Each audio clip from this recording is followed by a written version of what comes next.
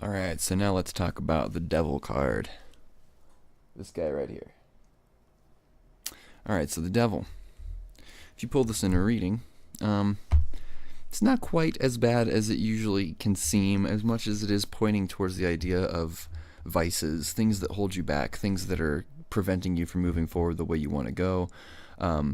Things like anything that is a vice that you feel like you can't escape, obsessions, addictions, whatever that type of addiction may be, whether it be to television, drugs, whatever it may be, even relationships, which is actually one of the things that is depicted here. One of the deeper levels of symbolism that you can draw from this card is the idea that obsessions, particularly obsession with the opposite sex, is like the most binding, kind of enslaving force there is. And we won't go too deep into that, but that is one thing that is pointed at here. So if you pull this in a reading about a relationship, it can sometimes be indicating that this relationship is a product of your indulgence rather than an actual connection. Of course, once again, it always depends on the context and how it comes up in the reading and what other cards are surrounding it. But on the deeper level of this whole journey of spiritual progression through the major arcana, the previous card we talked about temperance, which had to do with discipline and really reining in the crazier desires, I guess you could say.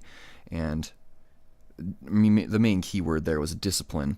And when we move into the devil card, this is where the temptation arises.